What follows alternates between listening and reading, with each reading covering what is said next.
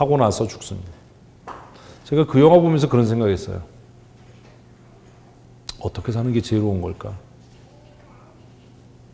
머뭇머뭇하다가 나한테 이런 일이 닥칠 줄 알았어.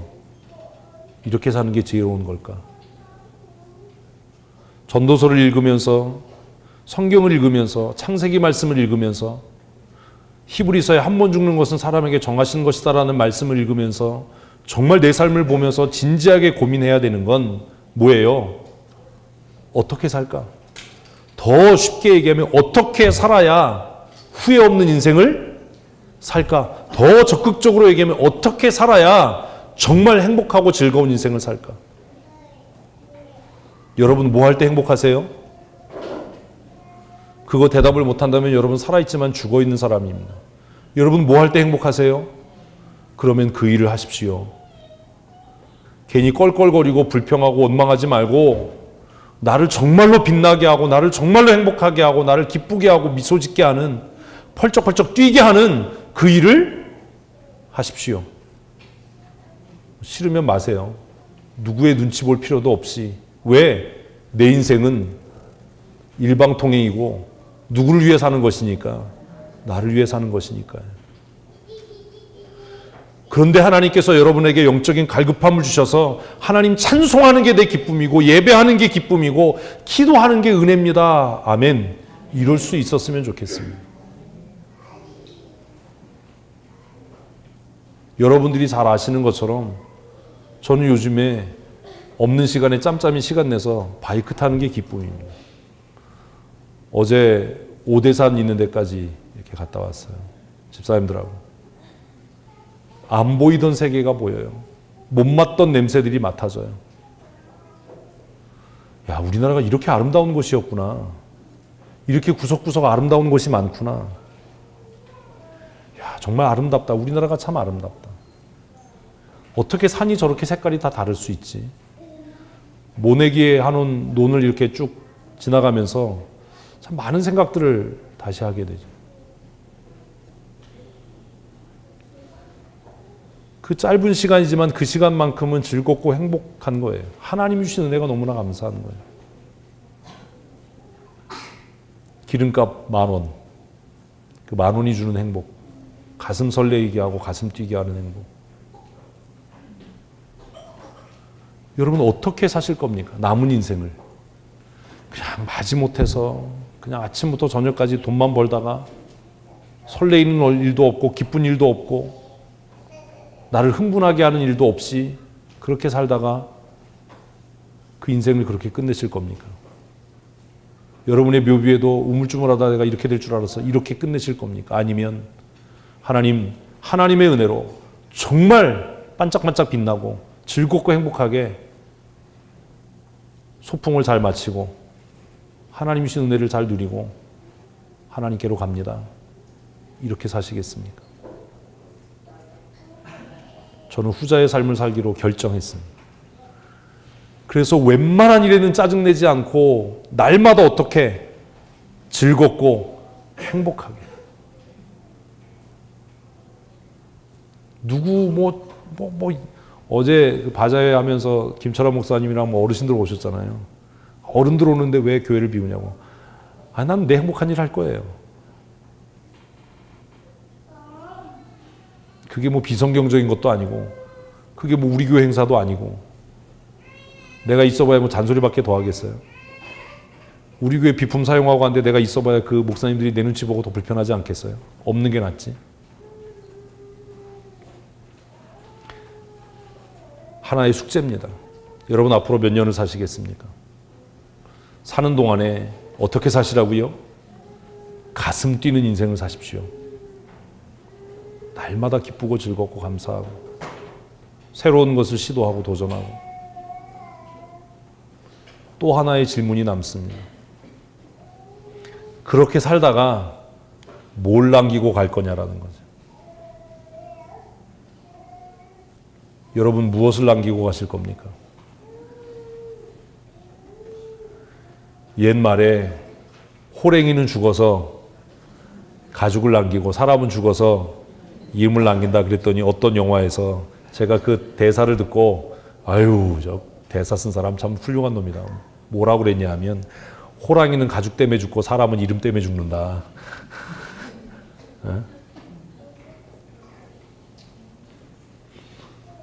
도대체 뭘 남기고 갈 겁니까? 뭘 남기고 가려고 그렇게 삽니까?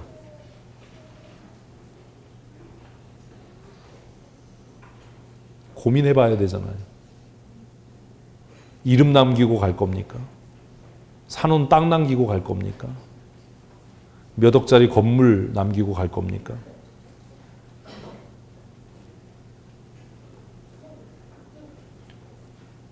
우리 강원대학에도 한림대학병원에도 서울대학병원에도 한쪽에 기부금 낸 사람들의 이름이 쫙 있어요. 1억 이상 낸 사람. 네, 슬픈 건 지방대학병원에는 1억 이상 낸 사람 명패가 비어있지. 서울대학병원에 가면 10억 이상 낸 사람도 있어요. 명패. 얼굴이랑 이름이랑. 그 앞에 가면 여러 가지 생각을 합니다. 그리고 저는 저에게 묻습니다. 뭘 남기고 갈까 나는? 성경에서 가장 파란만장한 인생을 살았던 사람을 꼽으라면 여러분 누굴 꼽으시겠어요? 야곱이죠. 눈칠력이 없고 아무것도 없어도 눈치는 있어야 돼요. 오늘 본문이 누구예요? 야곱이에요. 이제 본문을 시작하는 겁니다. 인생에서 가장 파란만장한 삶을 살았던 사람은 야곱입니다. 야곱은 어떻게 살았지요? 자신의 욕망을 따라 살았어요. 네? 자신의 욕망을 따라. 그래서 아까 질문한 거예요. 여러분은 뭘 따라 사십니까? 어떻게 살 겁니까? 그리고 오늘 본문을 읽으면서 마지막 두 번째 고민을 하게 되는 거죠. 뭘 남기고 죽을 겁니까? 야곱의 삶을 보면서 그런 생각을 예전에 했어요. 야곱이라는 이분은 뭘 위해서 이렇게 치열하게 살았지? 우리 야곱 다 알잖아요. 그런데 그의 인생의 끝자락에 만나는 야곱은 너무나 다른 야곱이더라라는 겁니다. 야곱이 자신의 죽음을 직면합니다. 야곱은 참 지혜로워졌어요. 뭘 알아요? 자신이 죽을 때를 알았어요. 48장 1절 있습니다. 이 일 후에. 이 일이 뭐지요? 이거 알려면 47장으로 가야 되잖아요. 그지요? 47장. 함께 읽습니다. 이스라엘이 죽을 날이 가까우매. 제가 이 성경을 읽으면서 야, 야곱 참 대단하다.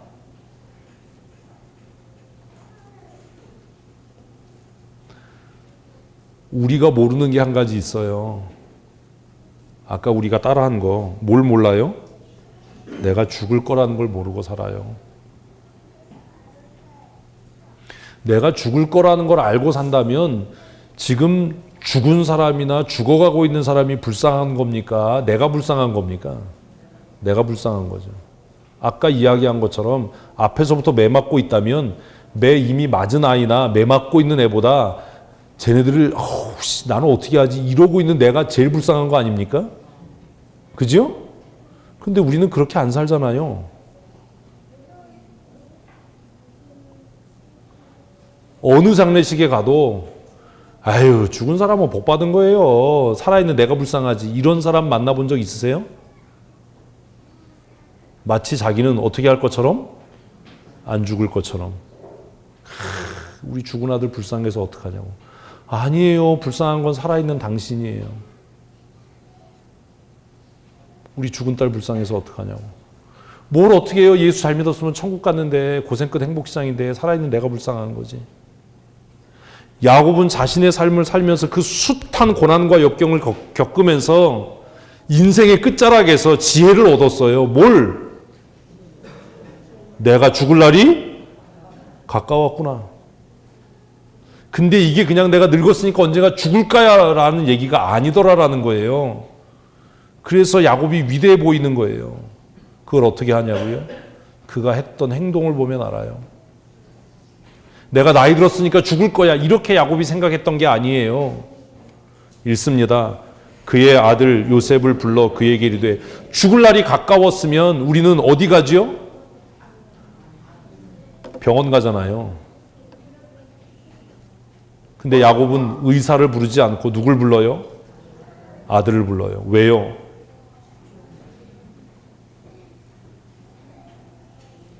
자신의 삶을 정리하기 위해서요. 지금까지 딴 생각했어도 지금부터는 정신을 바짝 차리고 들으셔야 돼요. 그리고 그 아들에게 이런 유언을 남깁니다. 같이 읽습니다. 이제 내가 내게 은혜를 입었거든. 여러분, 아이들이 크면 바뀌는 거예요. 이게 정상적인 거예요. 설명 안 해도 이해되시죠? 이거 설명하려면 너무 오래 걸려요.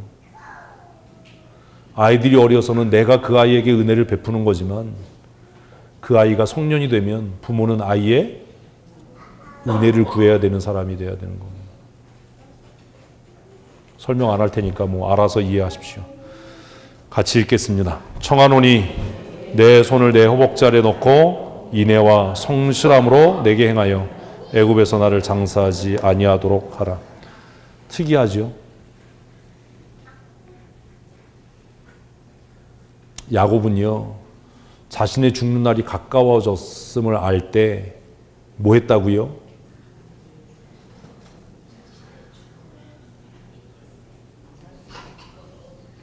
뭐 했어요? 써놨잖아요.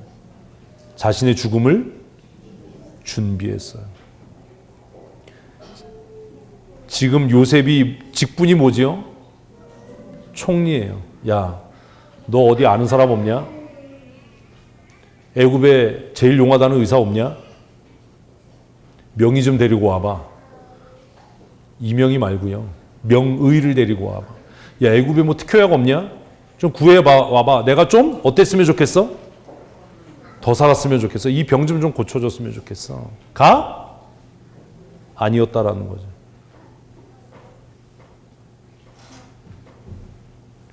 믿음으로 산다는 건 도대체 무엇일까? 그는 요셉을 불러서 뭐라고 이야기하죠? 나를 애굽에 장사하지 마. 여러분, 애굽에 묻히는 게 낫겠어요? 가나안에 묻히는 게 낫겠어요? 믿음 있는 척 하지 마세요. 애굽에 묻히면 어떻게 되겠어요? 총리의 아버지예요. 얼마나 호화롭게 그 묘지가 꾸며졌겠어요? 지금 최고 실권자의 아버지인데요.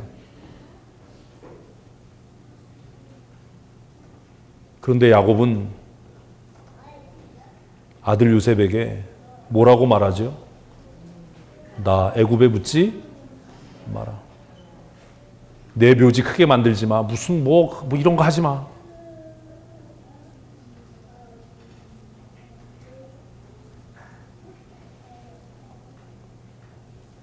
저는 죽고 나면 제 묘지를 안 만들었으면 좋겠어요.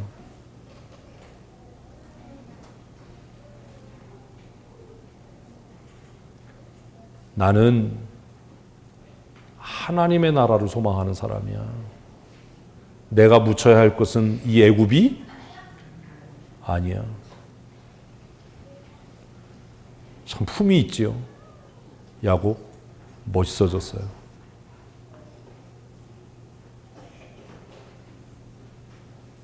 나를 애굽에 묻지 마라. 나를 위해서 피라미드를 세우지 마라. 내가 묻혀야 할 것은 따로 있다. 그게 어디예요? 읽습니다. 내가 조상들과 함께 눕거든 너는 나를 애굽에서 메어다가 조상의 묘지에 장사하라. 광야에 묻히겠다는 겁니다. 모래 상수리 나무 옆 막벨라굴, 우리의 믿음의 조상인 아브라함이 묻혔던 그곳, 내가 돌아갈 본향, 하나님이 약속의 땅으로 주신 그곳. 애굽에 묻히는 게 영광이겠어요? 가나안에 묻히는 게 영광이겠어요?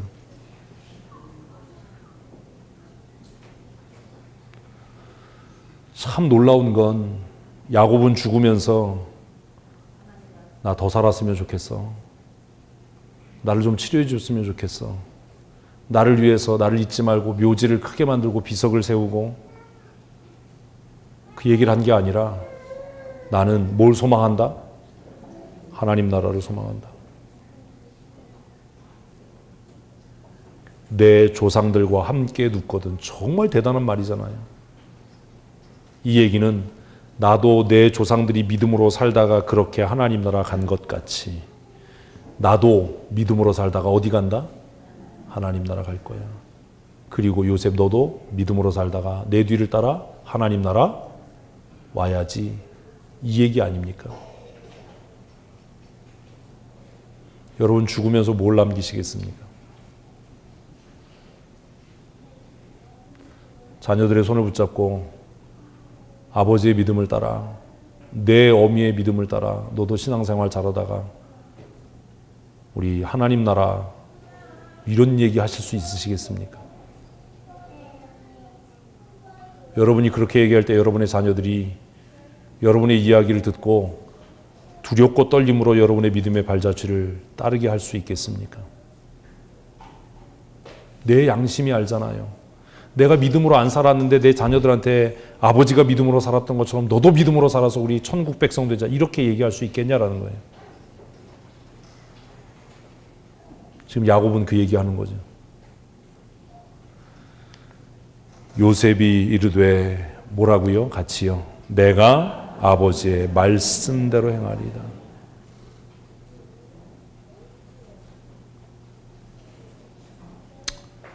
죽어서 뭘 남길까? 나는 내 자녀들에게 무엇을 남길까?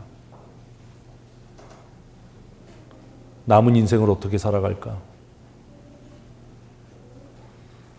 가정의 달 5월을 마무리하면서 여러분 이 고민이 우리에게 진실하게 있었으면 좋겠습니다. 제가 그런 생각합니다. 나는 몇 살까지 살까? 모세가 하나님 내 남은 날수를 계수할 수 있는 지혜를 주세요라고 했으니까 생각해봐요. 나는 몇 살까지 살 수 있을까? 내가 가고 싶은 것, 하고 싶은 일을 마음껏 할 수 있는 나이가 과연 몇 살까지일까? 그러면 어떻게 살아야 할까? 그리고 내가 하나님의 부름을 받는 날 나는 무엇을 남기고 갈까? 내 아이들을 위해서 아파트와 건물과 땅을 남기고 갈까? 아니면 야곱처럼 무엇을 남기고 하나님의 나라의 약속을 남기고 갈까? 지금 야곱이 얘기하는 건 뭐예요? 하나님의 약속이 있다. 하나님의 약속을 남기는 거예요. 그래서 성경은 2일 후에 라고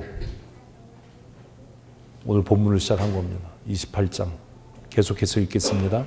어떤 사람이 요셉에게 말하기를 내 아버지가 병들었다 하므로 그가 곧 두 아들 므낫세와 에브라임과 함께 이르니. 요셉도 훌륭한 아들이에요. 자 보세요. 여러분의 아버지가 병들었다라고 얘기하면 여러분 어떻게 하겠어요? 여러분이 대통령 비서실장이고 여러분의 부모가 병들었다라고 하면 어떻게 하시겠냐고요? 대통령 주치의 데리고 가지 않겠어요? 우리나라에서 제일 그 병에 대해서 최고 권위자 데리고 가지 않겠어요? 근데 요셉은 왜 이러는 거죠?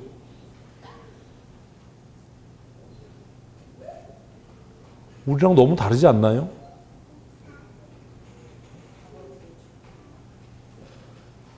(47장에서) 이미 요셉은 믿음의 사람으로 산다는 것, 믿음의 족장으로 산다는 것이 어떤 것인지를 아버지에게 배운 거예요.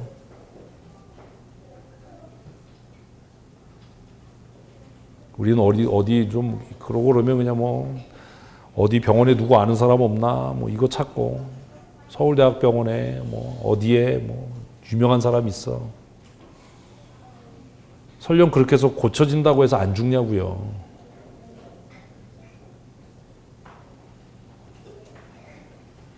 요셉은 아버지가 병들었다라는 말을 듣고 애굽의 유명한 의사들을 데리고 간 게 아니라 누굴 데려갔어요? 므낫세와 에브라임. 이거 뭐지요? 여러분 이거 읽으면 이해가 돼야 돼요. 이게 뭐냐 하면 결국 야곱의 장자는 누구다? 에이씨, 요셉이다. 아직 이해 안 되세요? 무슨 말인지. 요셉은 이걸 이해하고 있는 것 같아 보인다라는 겁니다. 야곱의 족보상 장자는 누구예요? 그런데 지금 여기에 오면 이 본문만 읽어도 아, 판은 끝났어. 야곱의 장자는 누구야? 요셉이야. 그리고 그 믿음의 계보를 이어갈 사람은 누구야? 므낫세와 에브라임이야. 그런데 요셉은 지금 누가 그 믿음의 계보를 이어갈지 몰라서 두 아들을 다 데려간 거예요. 우리가 잘 아는 대로 이 사건을 통해서 야곱은 누구에게? 에브라임에게 뭐 하지요? 장자의 명분을 넘겨요. 아, 성경을 알아야 이게 이해가, 그죠?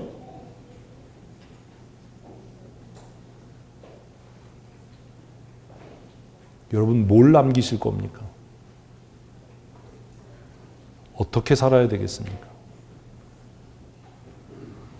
결론부터 얘기하면 믿음으로 사십시오. 위대한 유산은요, 땅도 아니고 건물도 아니에요. 우리가 우리의 자녀에게 물려줄 수 있는 위대한 유산은 하나님의 약속이에요. 아멘. 지금 야곱은 그 아들 요셉에게 하나님의 약속을 뭐 하고 있어요? 계승하고 있는 겁니다. 하나님께서 아브라함과 이삭과 맺으신 그 언약을 나에게 주셨고 오늘 내가 그 언약을 누구에게? 너에게.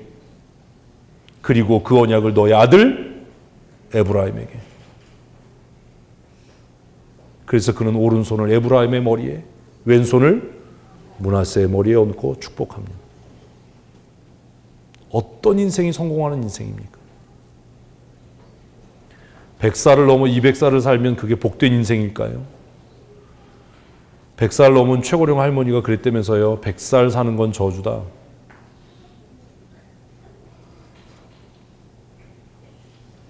여러분 지금 무엇을 위해 살고 계십니까? 그리고 여러분 무엇을 남기시고 가실 겁니까?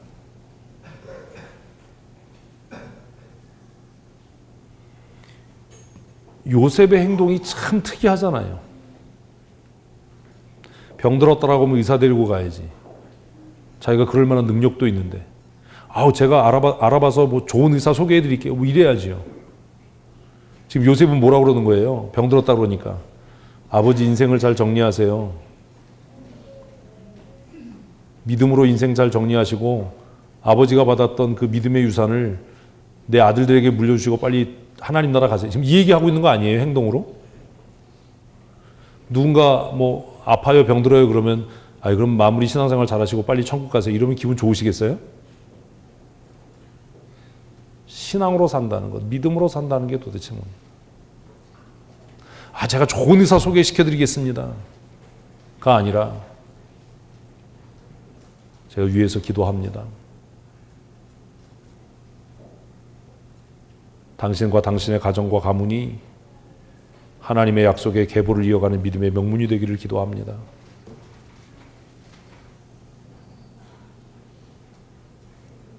부모로 살아가면서 기성세대로 늙어가면서 우리는 다음 세대에게 무엇을 남겨야 할 것인가?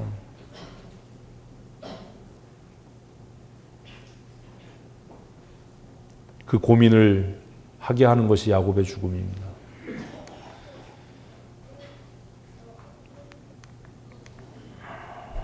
같이 읽겠습니다. 어떤 사람이 야곱에게 말하되 내 아들 요셉이 내게 왔다 하매 이스라엘이 힘을 내어 침상에 앉아 요셉에게 이르되 이전에 가나안 땅 루스에서 전능하신 하나님이 내게 나타나사 복을 주시며 내게 이르시되 내가 너로 생육하고 번성하게 하여 내게서 많은 백성이 나게 하고 내가 이 땅을 내 후손에게 주어 영원한 소유가 되게 하리라 하셨느니라. 지금 야곱은요 죽어가면서 지금 시간이 너무 많이 지나서 제가 빨리빨리 넘겨버렸는데 요셉에게 뭐 하고 있는 거예요? 언약을 계승하고 있는 거예요. 땅 문서 집 문서 물려주고 있지 않았어요. 뭘 남기고 있어요? 하나님의 약속. 하나님이 내게 주셨던 그 언약을 이제 하나님께서 누구와? 너와 맺으시기를 원한다. 하나님께서 내 조상에게 주셨던 그 약속을 너를 통해 이루게 하기를 원한다. 우리가 이 땅 떠날 때 우리의 자녀들에게 남겨야 할 것이 무엇입니까? 저도 언젠가 죽겠지요. 그날 제가 예은이나 재영이에게 남겨야 할 유산이 무엇이겠습니까? 야, 어디에 땅 사놨어?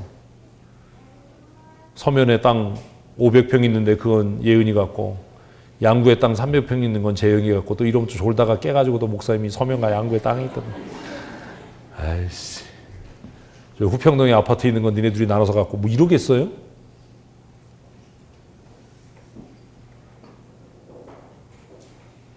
제가 남기고 가야 할 게 뭐겠어요? 하나님께서 평생 나의 인도자가 되시고 보호자가 되셔서 나를 먹이시고 입히시고 지키셨던 것 같이 이제는 내가 더 이상 너희들을 지켜줄 수 없지만 나의 하나님께서 너희의 하나님이 되셔서 너희의 인생에 가는 길을 지키시고 너희를 번성케 하시고 내게 약속으로 주신 그 은혜를 누리게 할 줄로 믿는다. 이거 이상 뭐가 있어요? 그런데 여러분 정말 그렇게 되기를 원하면 정신 차려서 애들 길러야 돼요.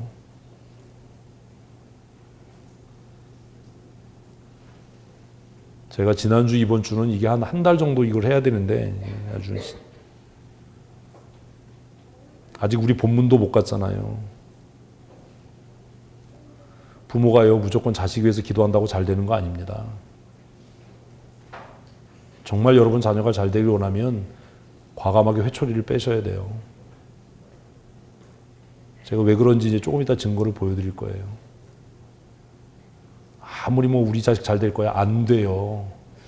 되도 않는 소리 하지 마세요.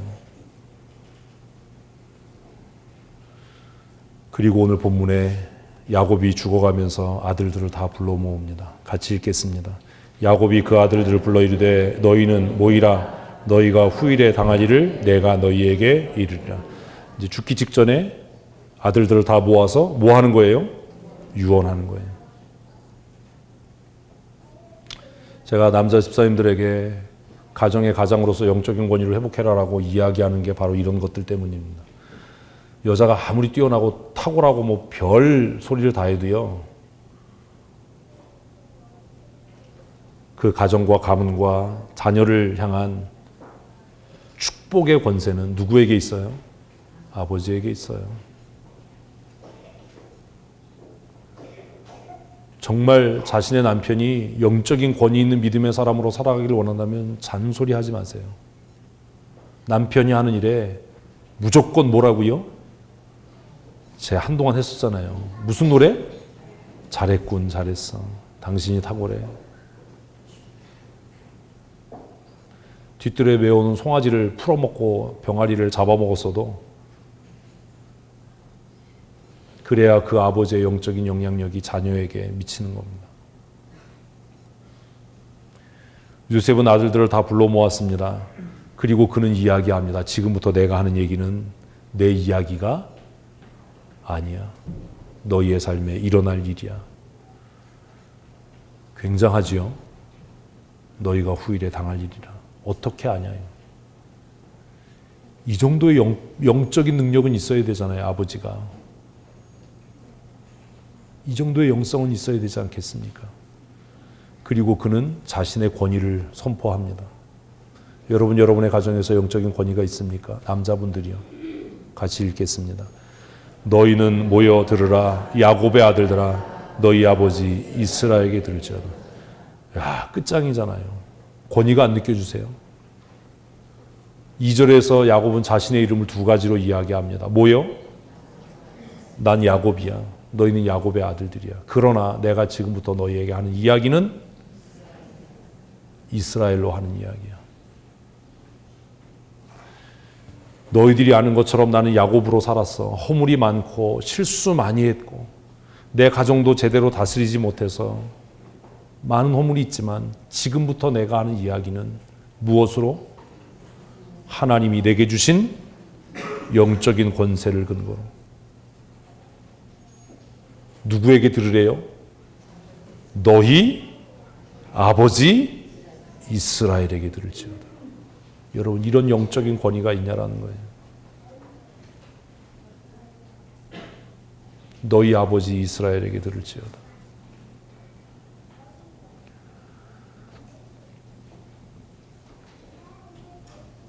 아내가 남편을 영적으로 존중하고 존경할 수 있을 때 그 가정이 하나님의 은혜와 복에 참여하게 되는 겁니다.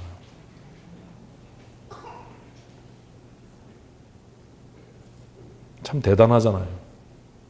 제가 이 말씀을 읽으면서 야곱 멋지다. 이스라엘이란 말이 뭐죠? 왜? 하나님과 겨루어 이긴 자예요. 단어 그대로면. 그러면 지금 야곱이 아들들에게 하는 얘기가 뭐예요? 내가 하는 얘기는 하나님의 말씀이야. 지금 이 얘기하고 있는 거 아닙니까? 내 말을 허투루 듣지 마. 여러분 가정에서 여러분들의 말이 하나님의 말씀과 같은 권위가 있습니까? 남자분들이요.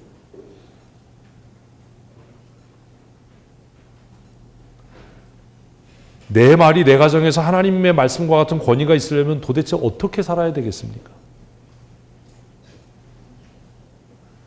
정말 기도하고 성경 읽는 모습들을 보일 수 있어야 되지 않겠습니까? 영적인 갈급함이 있는 모습들이 자녀들과 아내들 앞에서 보여져야 되지 않겠습니까?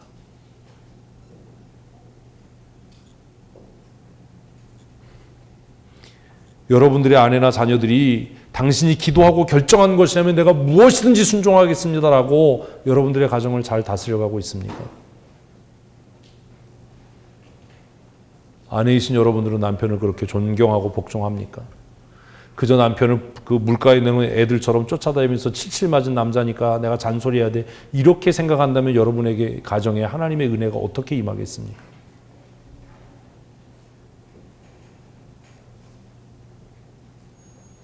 야곱은요, 자녀들 앞에서 내가 하는 이야기를 누가 하는 말로? 하나님께서 하시는 말로 들어. 너희 아버지 이스라엘에게 들을지어다. 집에서 아이들 야단칠 때 목사님한테 혼나 이런 소리 하지 마세요. 얼마나 쪼다 같은 짓이에요. 내가 내 가정의 가장인데.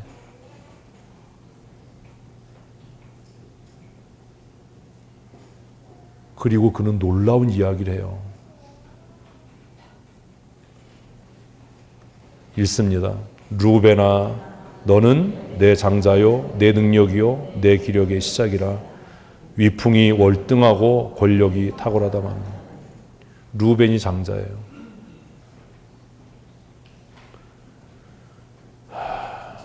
루벤에 대해서 평가하고 있는 거예요. 여러분, 여러분의 자식에 대해서 잘 아세요?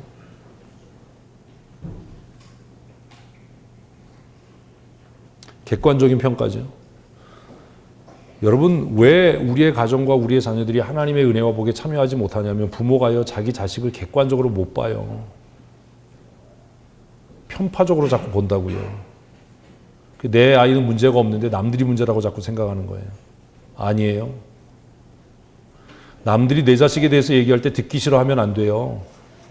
그게 어쩌면 그 아이의 뭐예요?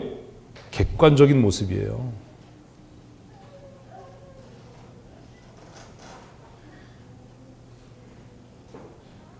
야곱은 루벤에 대해서 이렇게 얘기해요. 너는 내 뭐야? 장자야. 내 능력이야. 내 기력의 시작이야. 등치도 좋았던 것 같아요. 위풍이 월등하고 탁월한 능력을 가졌어. 여러분, 여러분의 자녀에 대해서 이렇게 객관적이십니까?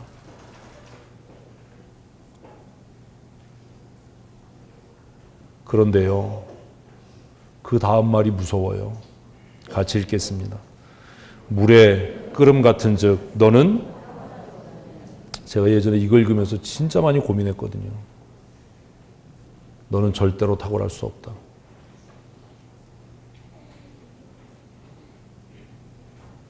왜 탁월할 수 없어요? 물의 끓음 같아요. 무슨 얘기예요? 자기를 절제하지 못하고 통제하지 못하는데 네가 어떻게 탁월해지겠냐? 여러분의 자녀들이 정말 탁월한 하나님의 사람이 되려면 이 1시간 반, 2시간 예배를 정말 잘 견디는 아이로 키워야 돼요. 자기 자신이 통제가 안 되고 절제가 안 되는데 그 아이가 어떻게 탁월해집니까? 근데 그것도 객관적으로 못 보는 거예요. 야곱이 그래서 훌륭한 거예요. 넌 정말 내 기력의 시작이고 능력의 시작이고 탁월하고 풍채도 좋고 모든 면에서 뛰어난데 내가 아버지로 너 보니까 너 뭐 못해? 절제 못하지. 너 통제 못하지. 그러니까 너는 절대로 뭐 할 수 없어? 탁월할 수 없어. 다른 사람이 이렇게 욕하니까, 이렇게 얘기하니까 싸우지요. 다른 사람이 내 자녀에 대해서 이렇게 얘기할 때 한번 좀 정말 신중하게 고민해 보셨습니까?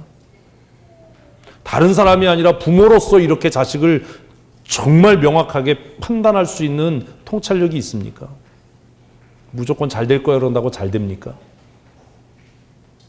목사님 야단치지 말고 칭찬해 주세요. 잘 돼요. 절대로 잘 되지 않아요.